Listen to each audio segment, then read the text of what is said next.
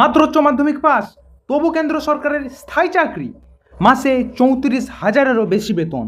হ্যাঁ বন্ধুরা, অফিসে বসেই কাজ, আর লাখ লাখ ছাত্রছাত্রী এখনও এই ফর্মটার অপেক্ষায়। হ্যাঁ বন্ধুরা, এসএসসি স্টেনোগ্রাফার রিক্রুটমেন্ট 2026 নিয়ে বড় আপডেট চলে এসেছে। যারা ভাবছো কম পড়াশোনা করেও ভালো সরকারি চাকরি পাওয়া যায় না, তাদের জন্য আজকের এই ভিডিওটা হতে চলেছে সুবর্ণ সুযোগ। কারণ এখানে শুধু হায়ার সেকেন্ডারি পাস করলেই, অর্থাৎ মাত্র উচ্চ মাধ্যমিক পাস করলেই কিন্তু তোমরা পেয়ে যাচ্ছ একটা কেন্দ্র সরকারের বড় চাকরি। কোনো রকমের কিন্তু গ্র্যাজুয়েশন লাগছে না, আর কোনো বড় ডিগ্রিও কিন্তু এখানে লাগছে না। মাত্র তোমরা যদি এখানে 10th + 2 অর্থাৎ 12 যদি পাস করে থাকো, যদি মাত্র তোমরা এইচএস দিয়ে থাকো, তাহলে অবশ্যই তোমরা কিন্তু এই ফর্মটার জন্য এলিজিবল হয়ে যাচ্ছ। এখন প্রশ্ন হচ্ছে, স্টেনোগ্রাফারের আসল কাজটা কি করবে, অর্থাৎ এর কাজটা কি হতে চলেছে। খুব সহজ ভাষায় বলি তোমাদের, বড় বড় সরকারি অফিসে অফিসারদের বলা কথা দ্রুতভাবে শর্ট হ্যান্ডে লিখে রাখতে হবে তোমাদের, মিটিং নোট তৈরি করা, অফিসিয়াল ডকুমেন্ট টাইপ করা এবং গুরুত্বপূর্ণ তথ্য রেকর্ড করা, এটাই হলো স্টেনোগ্রাফারের প্রধান কাজ। মানে এটা মাঠে ঘোড়ার চাকরি নয়, এটা সম্পূর্ণ অফিস ভিত্তিক, অফিসে বসে বসে একটা স্মার্ট ওয়েতে স্মার্ট জব হতে চলেছে। এটা সম্পূর্ণ অফিস ভিত্তিক একটা স্মার্ট জব। এবার তোমাদের বলি যে পোস্টিং এরিয়া অর্থাৎ পোস্টিং প্লেস তোমাদের কোথা হতে চলেছে। এই চাকরিতে পোস্টিং হতে পারে তোমাদের দিল্লি সহ central government department, minorities, tribunal, court, intelligence office, এমনকি বড় বড় সরকারি সদর দপ্তরে তোমাদের চাকরির কিন্তু পোস্টিং হতে পারে।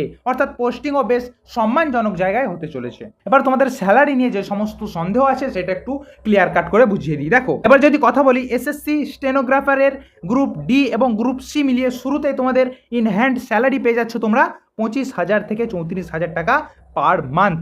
আর গ্রেড সি হলে এর থেকেও বেশি থাকছে তোমাদের স্যালারি। অর্থাৎ তোমরা কিন্তু প্রত্যেক মাসে তোমাদের হাতে পেয়ে যাবে তোমাদের মাইনের বেতনটা, সেটা হলো 25,000 থেকে শুরু করে 34,000 টাকা পর্যন্ত। এর সাথে সাথে কি পেয়ে যাচ্ছ তোমরা, এইটা হচ্ছে সম্পূর্ণরূপে কেন্দ্রীয় সরকার অর্থাৎ সেন্ট্রাল গভর্নমেন্ট একটা চাকরি। আর এই সমস্ত কিছু কিন্তু সুবিধা পেয়ে যাচ্ছ, ডিএ, এইচআরএ, টিএ, মেডিকেল এবং পেনশন সুবিধাও কিন্তু এখানে থাকছে। আর এই সমস্ত কিছুই পেয়ে যাওয়া মানে হচ্ছে যে একটা সম্পূর্ণ সিকিউর ফিউচার। তারপরে দেখে নেবো যে এলিজিবল কি হবে, এলিজিবল কি দরকার, অর্থাৎ যোগ্যতা কি এই চাকরিটা পাওয়ার জন্য। যোগ্যতা শুনে তোমরা সত্যিকারেরই কিন্তু অবাক হয়ে পড়বে। দেখো, শুধুমাত্র যে কোনো বোর্ড থেকে 12 অর্থাৎ এইচএস পাস করলেই কিন্তু এই চাকরিটা করতে তোমরা পেয়ে যাচ্ছ, এলিজিবল হয়ে যাচ্ছ। ছেলে এবং মেয়ে, মেল এবং ফিমেল উভয় ক্যান্ডিডেটই কিন্তু এখানে অ্যাপ্লাই করতে পারবে। এখানে কিন্তু মেল এবং ফিমেল উভয় কিন্তু অ্যাপ্লাই করতে পারবে। এখানে বয়স সীমা রাখা হয়েছে 18 থেকে 30 বছরের মধ্যে রাখা হয়েছে। এছাড়া তোমরা যারা ওবিসি আছো, ওবিসিদের জন্য কিন্তু তোমরা জানো 3 বছরের ছাড় পেয়ে যাচ্ছ। এসসি এবং এসটিদের জন্য তোমরা কিন্তু ছাড় পেয়ে যাচ্ছ যে 5 বছরের ফ্ল্যাট ছাড় পেয়ে যাচ্ছ, এখানে 5 বছরের ডিসকাউন্ট ছাড় পেয়ে যাচ্ছ।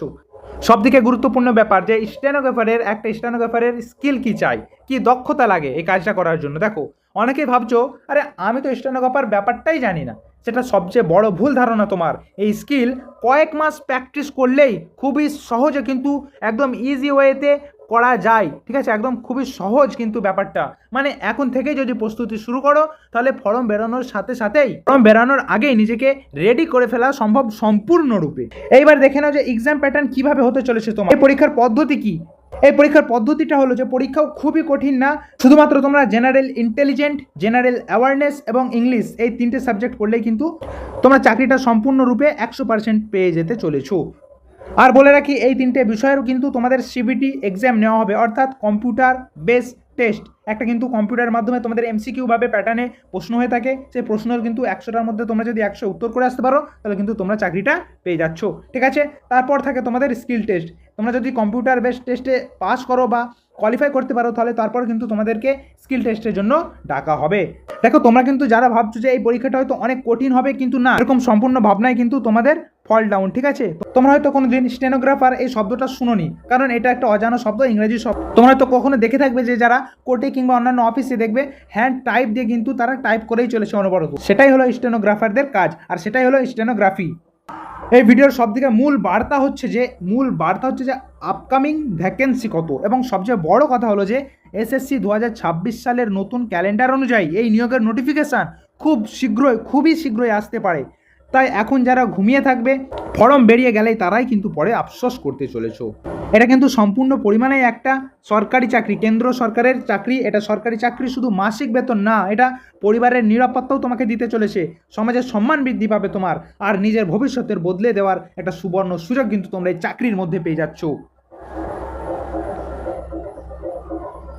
তাই এসএসসি স্টেনোগ্রাফার 2026-এর কমপ্লিট সিলেবাস, স্টেনো স্কিল শেখার উপায় এবং ফর্ম ফিল আপের আপডেট পেতে এখনই ভিডিওটা সেভ করে রাখো, বন্ধুদের মাঝে শেয়ার করতে একদমই ভুলো না। আর কমেন্টে লিখো স্টেনো, যাতে করে আমি তোমাদের সম্পূর্ণ প্রিপারেশনের স্ট্র্যাটেজি নিয়ে নেক্সট ভিডিওর মধ্যে আসবো খুব শীঘ্রই। ভিডিওটা ভালো লাগলে অবশ্যই একটা লাইক করে দিও।